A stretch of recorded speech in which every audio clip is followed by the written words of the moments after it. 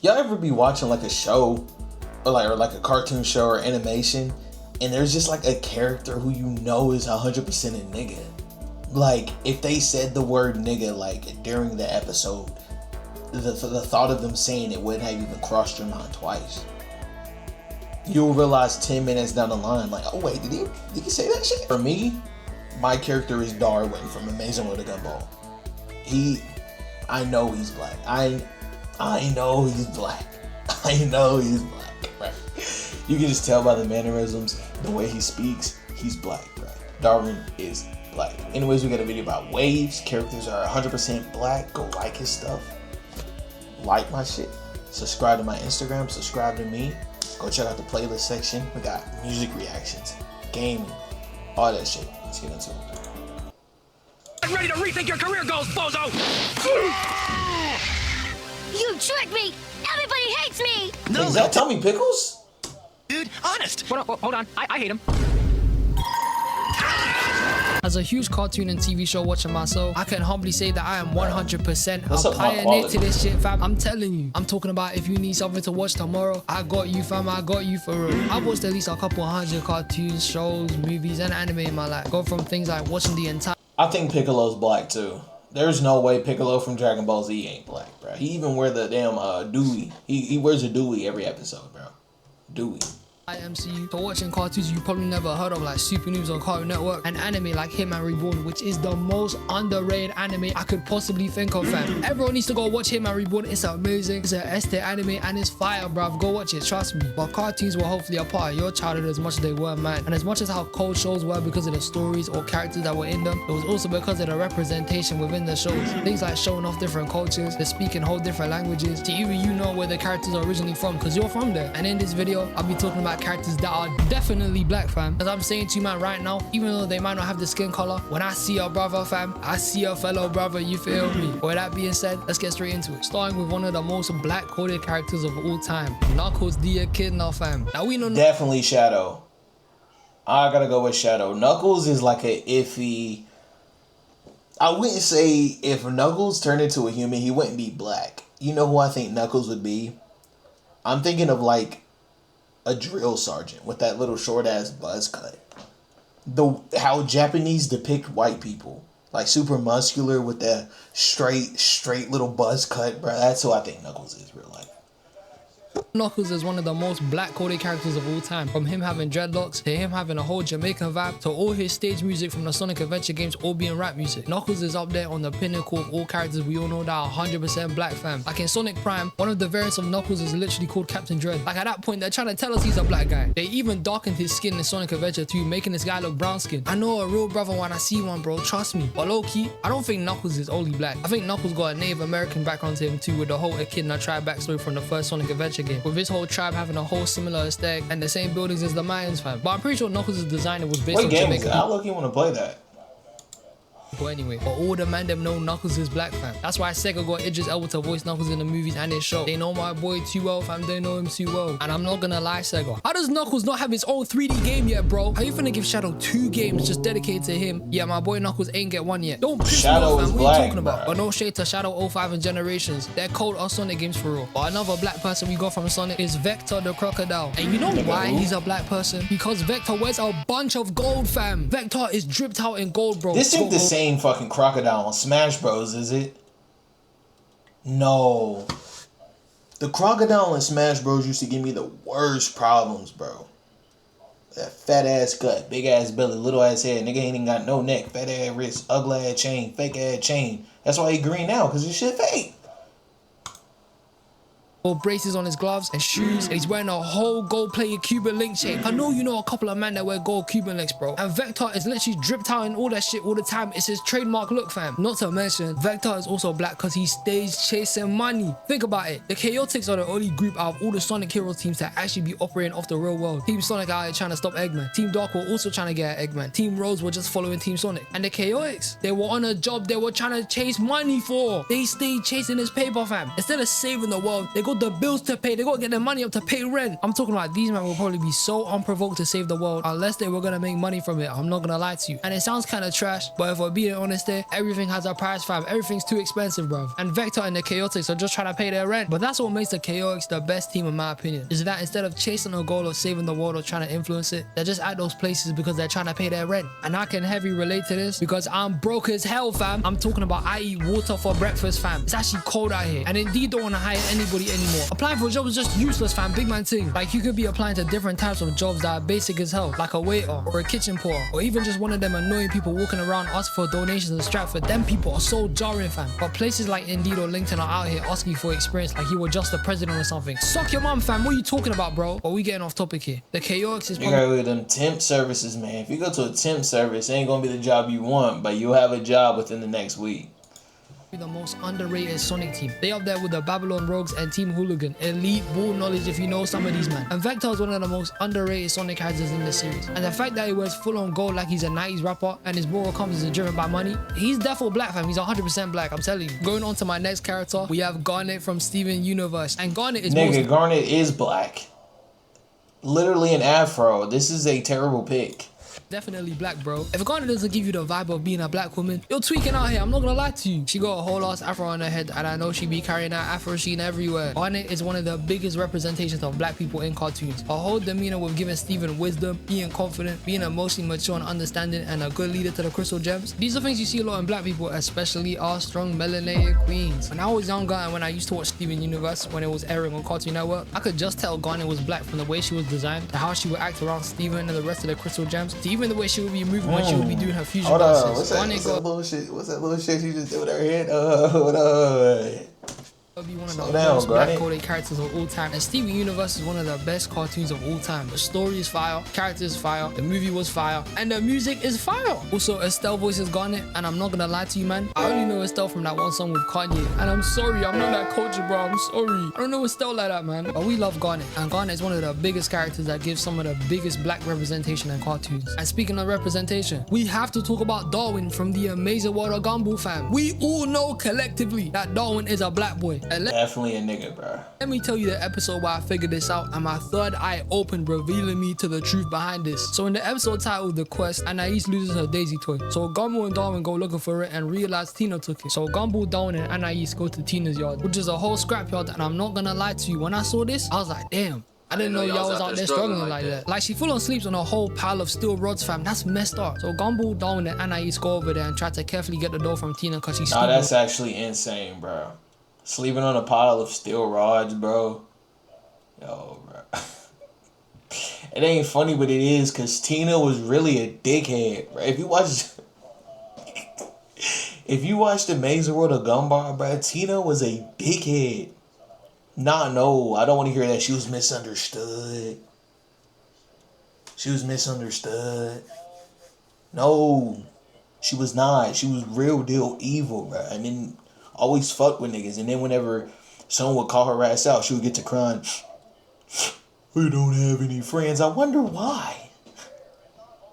You just chased me through the school. You fucking big ass dinosaur.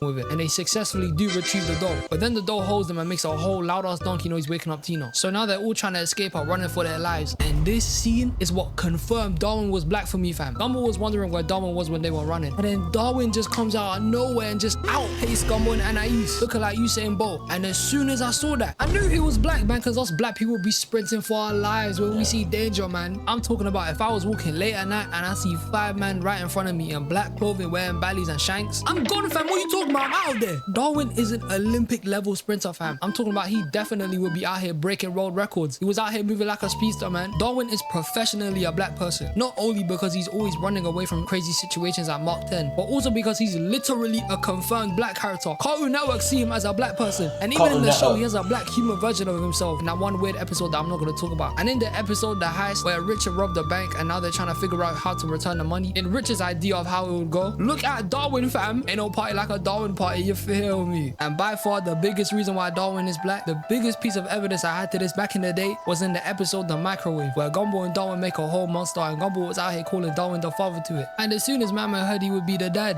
Darwin was about to vacate the premise.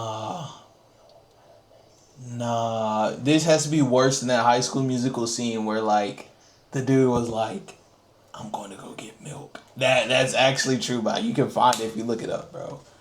What's up with them, bro? What's up with these niggas?